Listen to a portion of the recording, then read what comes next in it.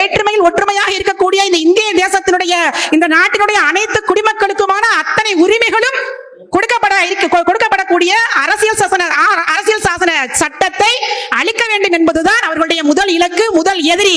எனவேதான் அண்ணன் திருமாவளவன் அவர்கள் எல்லா திசையிலும் இன்றைக்கு தாக்கப்பட்டுக் கொண்டிருக்கிறார்.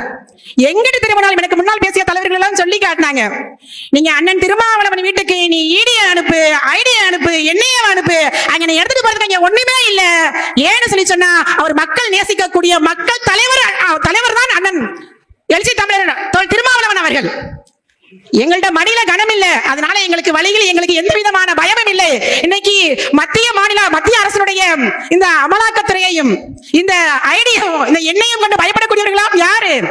தங்களுக்காக நிறைய சொத்துக்களை சேர்த்து வைத்தவர்கள், சேர்த்த சொத்தை பாதுகாக்கக்கூடியவர்கள் தான் இன்னைக்கு RSS உடைய அந்த சனாதன சூழ்ச்சி என்று சொல்லக்கூடிய அந்த ஆக்டோபஸ் கரங்களுக்குள் இன்றைக்கு சிக்குண்டாதவர்கள் யாருமே இல்லாத இந்த காலத்தில் ஒரே ஒருவர் இந்த இந்திய தேசத்துடைய விடிவெள்ளியாக இருக்கிறார் என்று சொன்னால் அது அண்ணன் எழுச்சி தமிழர் திருமாவளவன் அவர்கள் மட்டுமே தான்